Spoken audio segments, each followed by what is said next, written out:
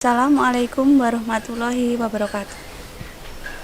Marilah sebelum kita awali pertemuan pada pagi hari ini, kita membaca dulu basmalah bersama-sama. Bismillahirrahmanirrahim. Nah, pada pertemuan kali ini kita akan mempelajari bersama-sama sistem pencernaan makanan untuk bagian yang pertama. Nah, ini seperti yang kalian santap tadi pagi, tapi yang akan kita bicarakan adalah ini. Yang pertama adalah uji makanan, yang kedua nanti zat makanan. Untuk organ, enzim dan penyakitnya akan kita pelajari pada pertemuan yang akan datang.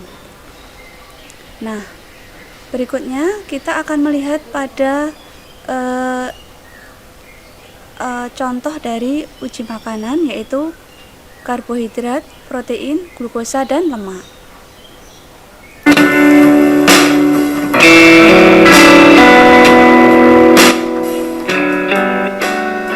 Nah, ini yang dipakai adalah larutan Lugol, Biuret, dan Benedict. Kemudian ini nanti digunakan untuk tempat bahan makanannya. Nah, ini untuk menghaluskan bahan makanannya. Nah, di sini contohnya adalah nasi, kentang, roti, dan daging ayam. Nah, di sini adalah dia ditetesi dengan Lugol, ya.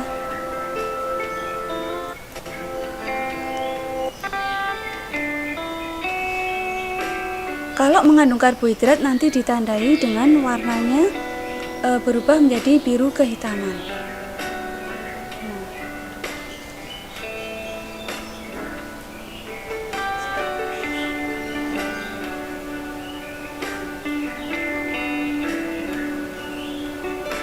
Selanjutnya akan diuji dengan menggunakan larutan Biuret. Nah, ini untuk menguji ada tidaknya protein.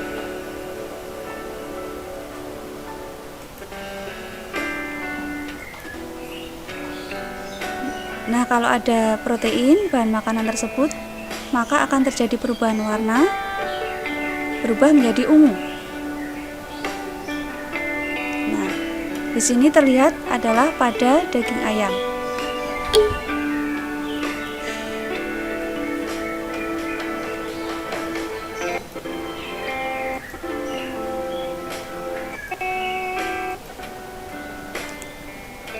Nah, selanjutnya adalah uji glukosa, di mana digunakan larutan pengujinya adalah larutan Benedict yang kemudian dipanaskan.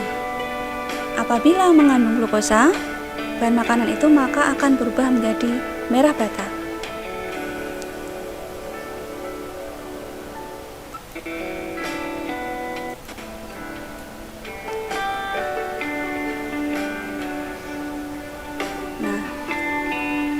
Kita lihat warnanya, ya, berubah menjadi oranye atau merah bata.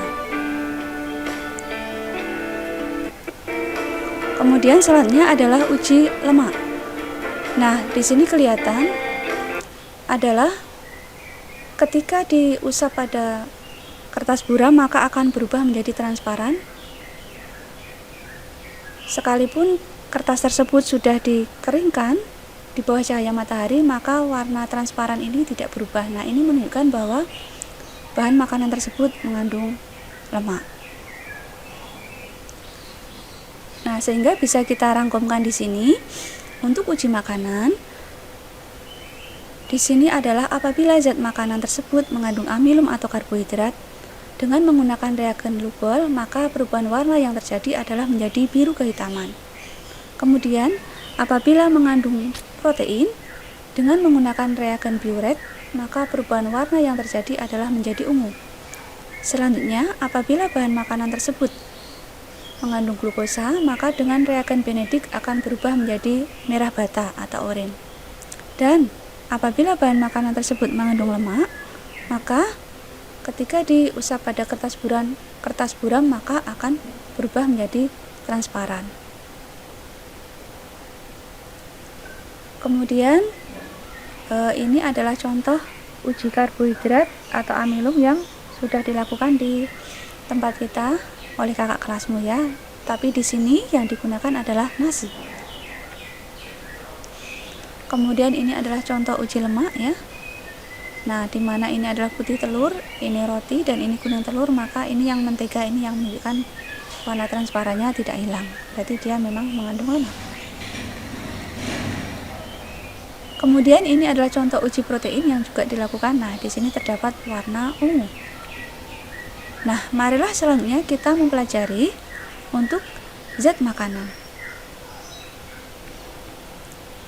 Nah, apa saja sebetulnya fungsi dari zat makanan itu? Yang pertama adalah sebagai sumber atau penghasil energi. Nah, energi ini adalah untuk berbagai aktivitas tubuh. Misalnya apa? Misalnya kalian sedang menulis, kalian berjalan, kalian duduk, kemudian kalian juga berpikir. Nah, itu juga memerlukan energi. Di sini sumbernya adalah dari karbohidrat dan lemak. Kemudian fungsi yang lain adalah sebagai pembangun tubuh, di mana ini digunakan untuk pertumbuhan, perkembangan, dan juga penggantian sel-sel tubuh yang rusak. Yang berfungsi sebagai pembangun tubuh adalah terutama protein dan mineral. Berikutnya adalah juga sebagai pengatur, yaitu menjaga keseimbangan metabolisme dalam tubuh. Misalnya pada kerja jantung dan syaraf. Ini dilakukan oleh protein, vitamin, mineral, dan air. Kemudian, marilah kita melihat macam zat makanan. Yang pertama adalah karbohidrat. Yang tadi sudah kita ketahui berfungsi sebagai sumber energi, di mana setiap 1 gram setara dengan 4,1 kalori. Nah, di sini macam karbohidrat pertama adalah monosakarida, kedua disakarida, dan ketiga polisakarida. Nah, ini adalah contoh karbohidrat yang kita jumpai sehari-hari. Yang pertama kita lihat pada monosakarida. Mono itu 1 ya.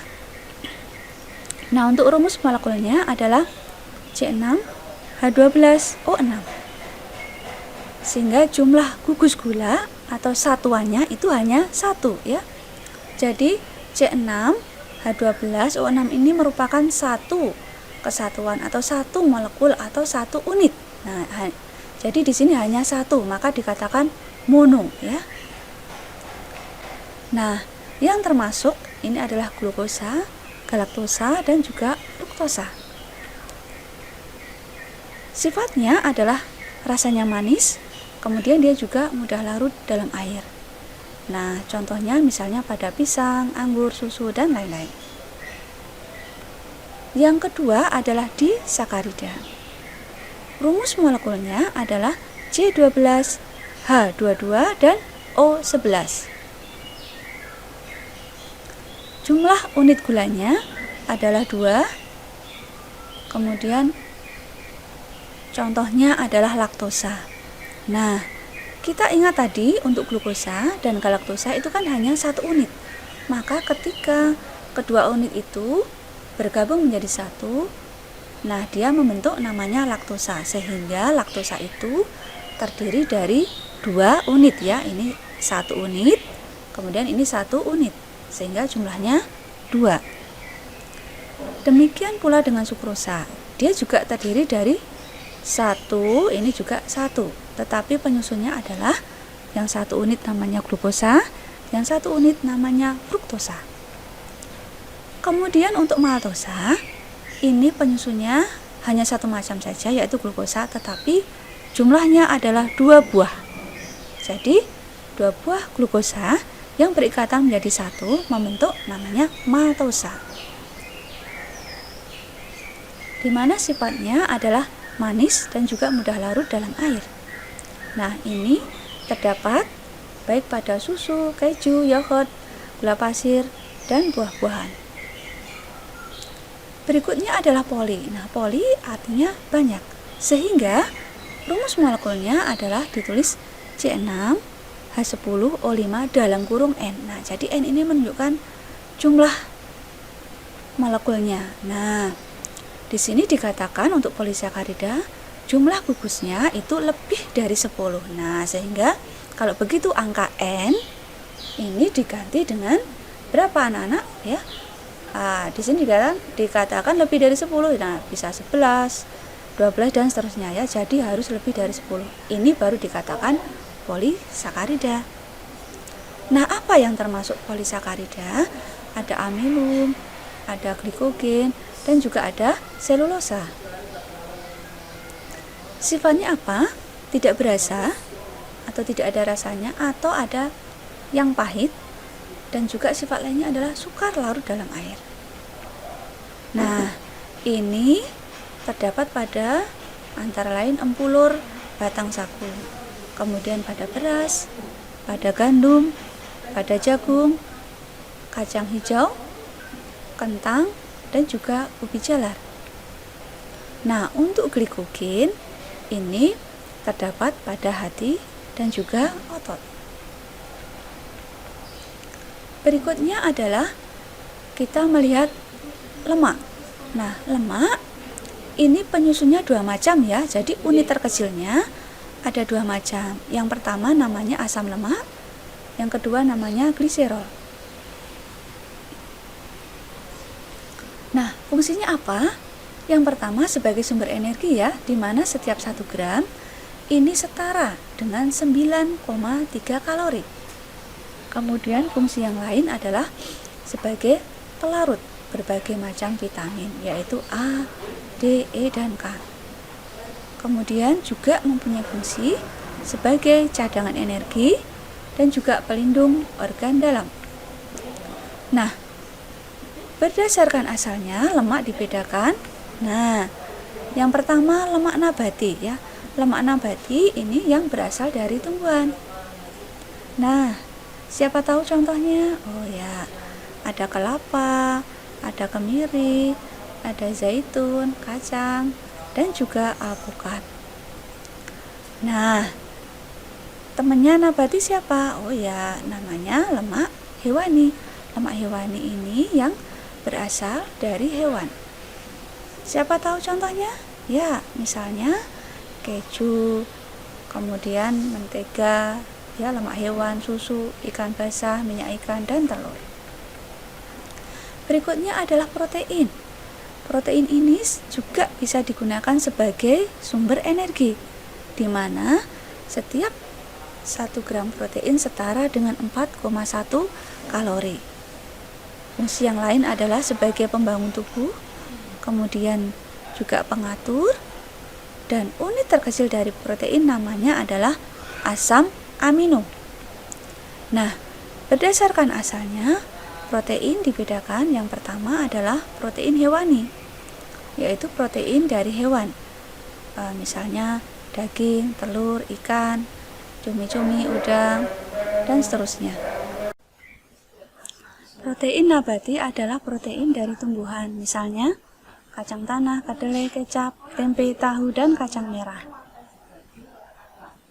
Nah, ini contoh-contohnya. Kemudian berikutnya adalah air. Air berguna untuk yang pertama sebagai pelarut zat-zat dan reaksi kimia dalam tubuh. Kemudian juga pembuang sisa-sisa dari tubuh dan menjaga suhu tubuh.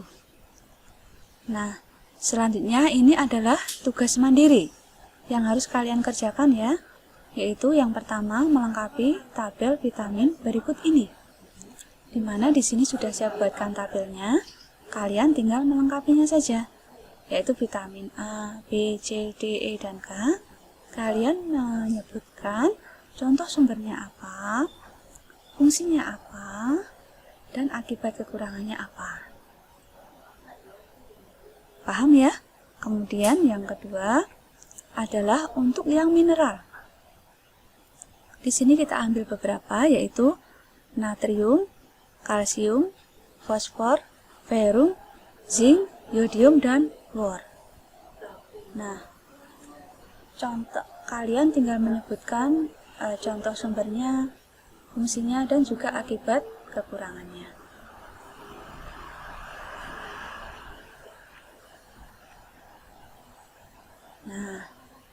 Silahkan tetap kalian meningkatkan belajar ya.